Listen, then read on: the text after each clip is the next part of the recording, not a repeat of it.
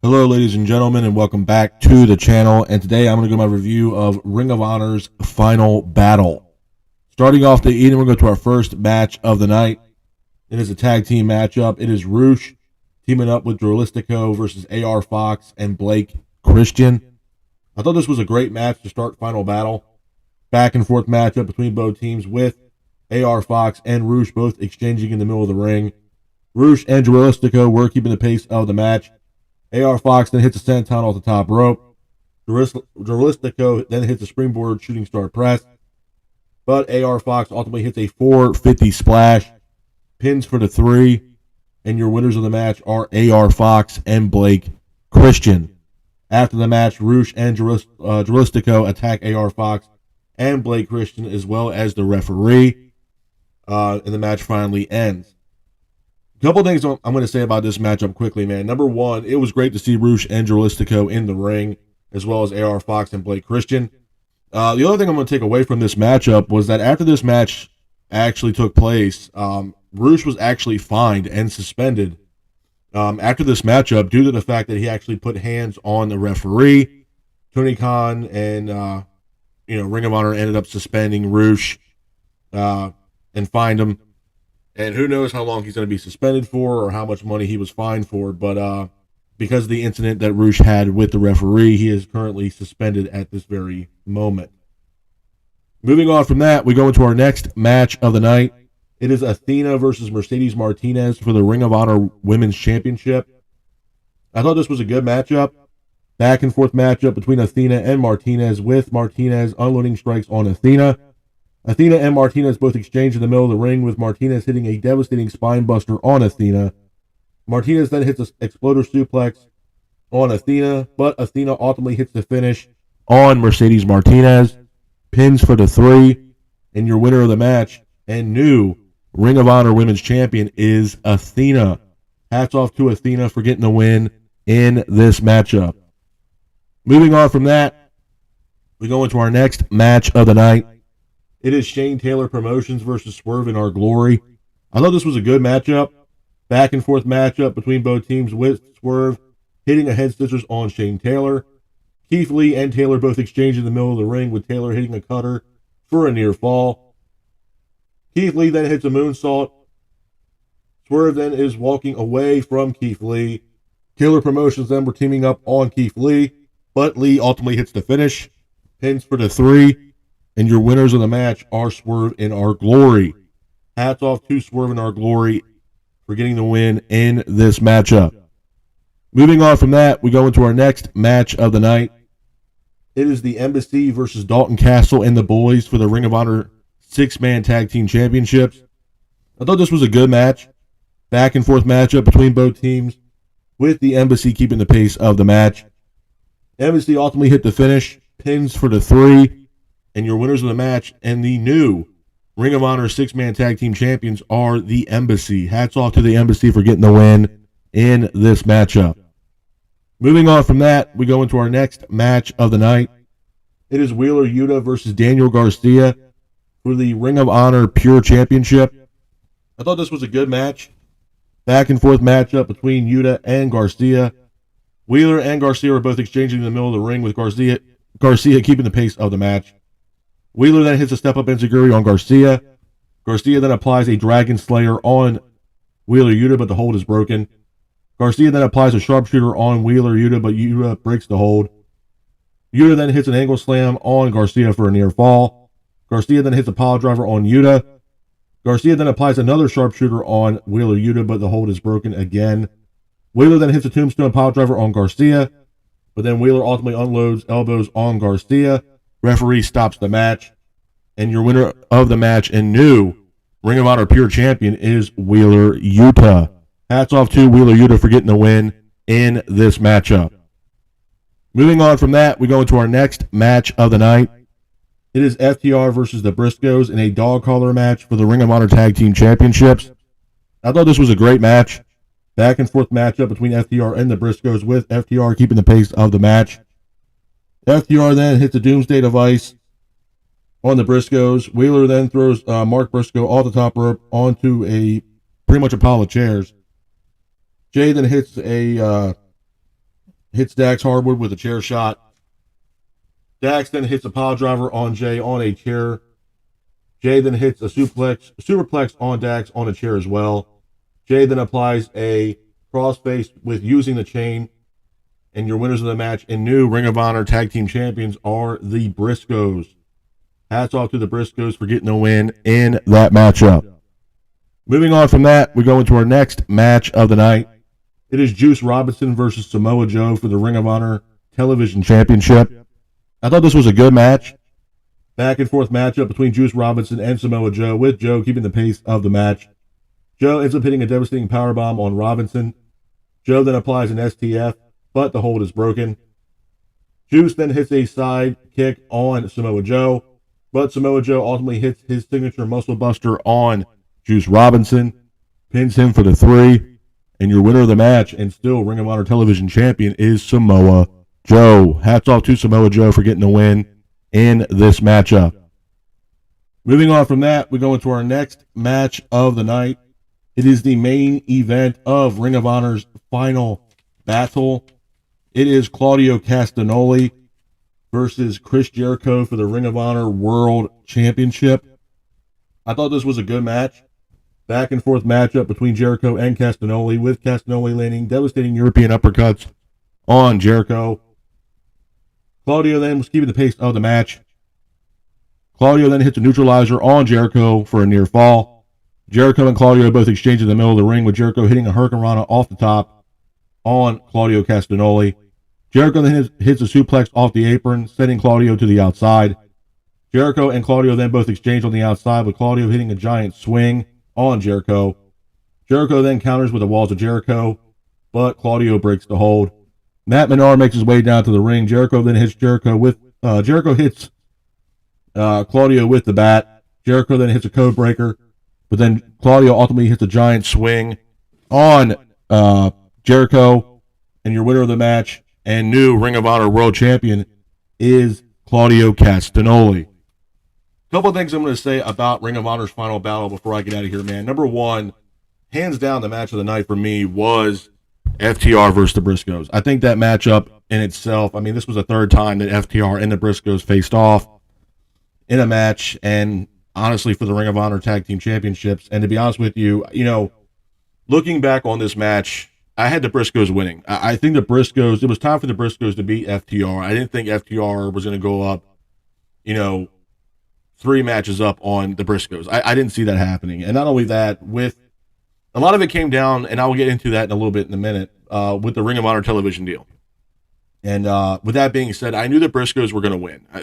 There was no way, especially what Tony Khan was saying about Ring of Honor and trying to less, have Ring of Honor be shown less on AEW television, which I completely agree with that. I think Ring of Honor should be its own private entity and not, being seen so much on AEW television, because I think it takes away from the AEW product, in my honest opinion. With that being said, even with the Briscoes winning, I kind of knew, where their TV deal was heading, and the fact that with FTR losing those belts and Time Warner or Warner Media having an issue with the Briscoes and not showing them on TNT or TBS, I kind of knew that there was going to be a change for FTR. With that being said, moving forward for FTR, I mean, number one, man, and I stated this multiple times in the past, I think, if there was an MVP in professional wrestling, I think Dax Harwood deserves that award. For the amount of stuff that Dax has done in the ring, even having singles matches, man. I mean, he's had phenomenal matches. I mean, he just had a match just recently with Bryan Danielson. Dax Harwood is the pure definition of what a pro wrestler should be, in my honest opinion, and I believe he deserves an MVP award for this year, hands down. With that being said, FTR as a whole, I think FTR, holding the AAA Tag Team Championship still and the New Japan Tag Team, the IWGP Tag Team Championships, I think is going to be a hard reset for FTR. I think, obviously, their contract is coming up soon. I believe it comes up in April, if I'm not mistaken. I think FTR, they're looking for a hard reset. I mean, at this point, FTR has done everything in the wrestling business at this point almost, without Dax Harwood or Cash Wheeler becoming World Heavyweight Champion. In my honest opinion, I mean, they had phenomenal matches. They just had this great match with the Briscoes. I mean, they've had legendary matches. And honestly, for what it's worth, I mean, ever since FTR joined AEW, it just elevated their career, 100 times over, in my honest opinion. So, I personally think, FTR will, start losing those tag team championships, like, the IWGP tag team championships, as well as the AAA tag team championships, only because I believe that, FTR will once again hold the AEW tag team championships. And I think that's one of the biggest things they're looking forward to right now is beating the Acclaimed for the AEW tag team championships. So, it's still yet to be seen. The other couple takeaways I'm going to take away from Ring of Honor's final battle was, like I stated in the first match, was Rush and Dralistico. AR Fox, and to me what happened is the end of the match when AR Fox hit that 450 splash, a lot of people were complaining about the referee's call on this matchup where, when AR Fox landed the 450 splash, there was a kick out at the 2, not after the 3 count. So the fans were already irate about that. And on top of that, you can tell that, there was some, Rush was definitely upset about the match. He ended up attacking AR Fox, and you could tell the look on AR Fox that was like, what the hell is going on here? The match is over, and then, with Rush attacking the referee, obviously the referee was irate, and come to find out, Tony Khan ended up suspending Rush and fining Rush for the altercation that Rush had with the referee. So that in itself was insane. Athena versus Mercedes Martinez, man. To be honest with you, do I think this match was better than Martinez versus Willow Nightingale? No, I don't. That might be a hot take for most people, man, but I think the match that Martinez had with Athena or with Willow Nightingale, to me, was a better match than Martinez versus Athena. And I'm not taking anything away from Athena. I think Athena's great. I'm glad she's with AEW, and I think she's doing a fantastic job. It could have a lot to do with Martinez. I mean, Martinez was off the scene for 3 months due to injury, and maybe there was a little bit of ring rust there with Martinez, but it just didn't feel the same from, when Martinez faced off against Nightingale rather than Martinez facing off with Athena at Ring of Honor's final battle. So, it definitely seemed odd to me. I'm happy with the outcome. I think it was well overdue for Athena to have, gold around her waist. And to be honest with you, I think she'd be a great, female talent for Ring of Honor. To be honest with you, I think she can really elevate that brand. I think, having her as the flagship person to run that women's division on Ring of Honor, I wouldn't pick anybody else to run that women's division on Ring of Honor besides Athena. I think Athena would do a fantastic job. I think she fits, what I believe Ring of Honor is going to be doing. And I think it's only going to benefit Ring of Honor as well as Athena with her being on Ring of Honor and defending that Ring of Honor women's championship. I think it's great for both parties, in my honest opinion.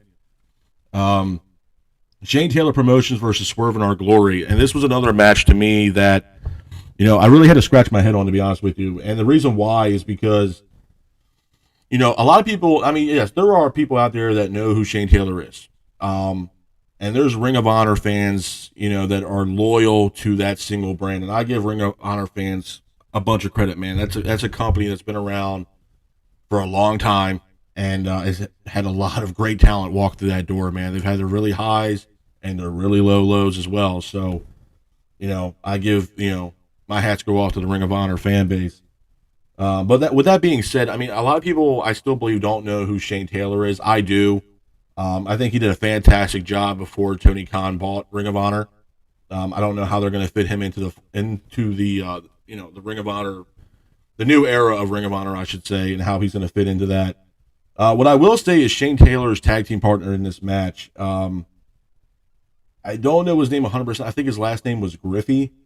I didn't like the gimmick, if I'm being honest with you. I don't know if this guy really is an MMA fighter or has any mixed martial arts background, but it just looked awful, in my honest opinion, man. And to be honest with you, even if he's a pro wrestler, there's a lot of work that guy has to do, in my honest opinion. It kind of, he kind of reminded me of, if you are an MMA fan, it kind of reminded me of watching, it would be like watching Murillo Bustamante versus Rampage Jackson in a boxing fight, which y'all already know who's going to win. And it looks like, Bustamante's completely out of his element. And that's exactly what Griffey reminded me of. I felt like he was too green to be in the ring. Shane Taylor was carrying the match, and it was just awful. in my honest opinion. Shane Taylor's fantastic, but his tag team partner in that match, he's got to go. Got to go. Swerve in our glory. And this is the other biggest thing about this matchup with, Swerve walking away. And I stated this a while, even with just AEW television. Do I think it's time for Swerve and Lee to, part ways and do their own thing? Yes, I do. I think Swerve being a heel fits him perfectly. I think Swerve would be a great heel, whether it's in Ring of Honor or AEW. I think he fits the mold of a heel. Keith Lee, and not only that, I mean, Swerve can go for any championship belt that he wants, as well as Keith Lee, and I think there's still a lot left in Keith Lee. I'm a big fan of Keith Lee and what, the body of work that he's done so far in his career, whether it's stemming from, his time in PWG, from his time in NXT, which he had a phenomenal career in NXT. He was former NXT champion and NXT North American champion at the same time, simultaneously. So, I mean, the body of work speaks for itself. Keith Lee can still go. And for the size and stature of a man like Keith Lee and the stuff that he does in the ring is phenomenal. I mean, even in this match, he landed a moonsault. It didn't land, he didn't hit anybody with it, but he ended up hitting a moonsault. So I think Keith Lee still has a lot to offer, man. And I think Keith Lee could be future AEW champion, could be future Ring of Honor champion, TNT, or Ring of Honor television champion. Absolutely. Same thing with, with Swerve. And maybe we got a hint or a glimpse of what's going to happen between Swerve and Keith Lee, and maybe they are going to part ways. And I think they should, man, to be honest with you. I think, the whole tag team between Swerve and Lee has run its course. They are singles competitors, and I think it's time that Swerve and Keith Lee kind of do their own thing and, go from there, in my honest opinion. The Embassy and Dalton versus Dalton Castle and the Boys for the 6-man tag team championship. It was a decent match. I mean, for what it's worth, Brian Cage, AEW, Tony Khan brought Brian Cage in, and to be honest with you, Brian Cage can wrestle.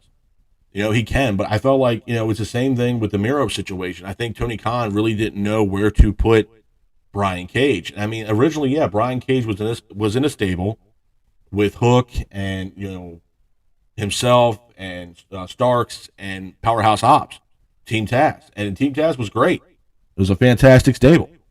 And once that, stable disbanded, there was nothing left for Brian Cage. There was no benefit for Brian Cage from that team being disbanded. I mean, Ricky Starks and Will Hobbs, went off and had, for what I understand, a decent run. I mean, Ricky Starks is facing MJF, tomorrow night on Dynamite. Winner is coming for the AEW World Championship. You got Powerhouse Hobbs. He's doing really well for himself, and Hook, but Brian Cage didn't benefit at all from that. Not at all. So, it's the same thing with the Embassy. I mean, originally the Embassy was being run by Tully Blanchard, and Tully Blanchard kind of, cut bait and left. And now it's Brian Cage and two other guys in this stable. And I'm not knocking those other guys in this stable, but I feel like Brian Cage, the biggest thing I have the biggest issue I have with Brian Cage is that I feel like there's no place to put Brian Cage, whether it's in AEW or Ring of Honor. Like, even though they have the Embassy right now, how long do you truly think that stable is going to last? Probably not long. In my honest opinion, I don't think that stable is going to last that long. So it's still up in the air what the Embassy is going to do now that they are the 6-man tag team champions and what's going to happen moving forward with Brian Cage. But what I will say about this matchup with the Embassy that I thought was really cool was that Brian Cage kind of paid homage, if you will, to the late, great Canyon, which I thought was awesome. I mean, Brian Cage came out wearing, the Mortis gear, if you will. I don't know if you guys, remember Mortis from WCW, but it was one of Canyon's characters. And, he had the skull face and, he had the skull knee pads and stuff. I just thought it was cool that Brian Cage, kind of paid a tribute to the late, great Canyon, which I thought was absolutely cool, man, from Brian Cage. The other match on here, too, like I said, Wheeler Yuta versus Daniel Garcia for the Ring of Honor Pure Championship. It was a really good match. I will say that. But what I will say on the flip coin of that is I am really getting tired of seeing Wheeler Yuta versus Daniel Garcia. These guys need to start doing other things and facing other people, man. It's just getting stale between Garcia and Wheeler Yuta. They're two great wrestlers, don't get me wrong, but I'm getting tired of seeing these two guys square off, every few months. Something needs to be different. Garcia needs to start facing new opponents as well as Wheeler Yuta. And Wheeler Yuta just got done holding the Ring of Honor Pure Championship, and here he is again now, the Ring of Honor Pure Championship champion for the second time. So, like I said, great wrestlers, but I think they need to start facing, fresher opponents than each other that they have been for the past few months. So, in my opinion, FTR versus the Briscoes. I mean, to me, match of the year. There's no argument against that, man. These two teams are two of the best teams in the world, in my honest opinion, man. And I'm not taking anything away from other tag teams like the Young Bucks and stuff like that. But the body of work that these two teams have done facing each other just in this year alone has just been absolutely insane. I mean, the run that FTR is having right now since they've been with AEW has been one hell of a ride for FTR. And with the Briscoes now being back with Ring of Honor, even the time they had in Ring of Honor before Tony Khan had purchased the company, I mean, the Briscoes made a name for themselves working under Ring of Honor. I mean, they are Ring of Honor, they're very loyal to Ring of Honor, and as well as the Ring of Honor brand. The Ring of Honor brand, you can't have the Ring of Honor brand without the Briscoes. Mark and Jay Briscoe, you can't have those guys not on Ring of Honor. And the match that these guys, gave us at Final Battle was just absolutely phenomenal. A tag team dog collar match, you don't really see that, really ever. And, I mean, they just beat the hell out of one another, man, and really gave the fans, and showed the fans what tag team wrestling is all about. And that's what FTR has been doing, especially for the past almost 3 years now. It's been phenomenal stuff. It's honestly, it's awesome to see, man, to see what FTR, Dax Harwood, and Cash Wheeler has done, not only for professional wrestling, but for tag team wrestling, man. It's definitely getting eyes not only on AEW television, but it also gets eyes on tag team wrestling. And AEW, I still believe, has the best tag team division in the world. In my honest opinion, man, that might be a hot take, but that's how I feel about their tag team division for AEW. And I think FTR are definitely the top dogs of that tag team division. I understand the Acclaimed are holding the AEW tag team champions, but the Acclaimed are only holding one tag team championship belt, where FTR simultaneously was holding 3 different companies' tag team championships around their race, whether it was IWGP tag team championships, Ring of Honor tag team championships, or AAA tag team championship. That speaks a lot, man. That says a lot about FTR and the body of work they put in and the tag team that they are, man. Phenomenal tag team. And I definitely look forward to what's going to happen next with both the Briscoes and FTR. Juice Robinson versus Samoa Joe for the Ring of Honor Television Championship. It was a solid match, man. This was the first time we've seen Juice Robinson, working under Tony Khan, if you will, as far as the pay-per-view aspect is concerned. And he did a great job, man. I think Juice Robinson is a great addition to the roster for whether it's Ring of Honor or AEW. And I think it's great to have him. I really do. I think there's a lot left for Juice Robinson to do in professional wrestling. And, just like the video package that was played before this match, a lot of people probably don't know who Juice Robinson is. There's some people out there that have no idea what New Japan Pro Wrestling is. And ironically, Juice Robinson spent majority of his in-ring career professionally in New Japan Pro Wrestling. So I think Juice Robinson, he's trying to do his best to make a name for himself in the States, where he already kind of made a name for himself over in New Japan. So, I think he did a phenomenal job against Samoa Joe, but unfortunately he came up short, and Samoa Joe ended up retaining the Ring of Honor Television Championship. And then we get the main event, man. Chris Jericho versus Claudio Castagnoli. I was happy with the outcome of this match. I think what Ring of Honor was trying to do was hit a hard reset. Did I see Chris Jericho holding on to the Ring of Honor Championship belt forever? Of course not. I think Ring of Honor wants to go back to what they originally were and what got them where they are today. And, Claudio Castagnoli is, again, one of those Ring of Honor alumni, man, that, started his career and really got a lot of exposure working with the Ring of Honor brand. And, what better guy to have as your world champion to represent that brand than Claudio Castagnoli? In my honest opinion, I mean, it could be Claudio Castagnoli or Bryan Danielson, but out of those two picks, man, I mean, Claudio's done a fantastic job since he's been with AEW. He's joined the Blackpool Combat Club, and he's had great moments, man, and great matches so far in AEW. So, sky's the limit for Claudio Castagnoli. I look forward to who's going to challenge him next now that he's Ring of Honor World Champion. But this is my review of Ring of Honor's Final Battle. I hope you guys are out there staying safe. Be careful, and remember, Stay classic. Peace.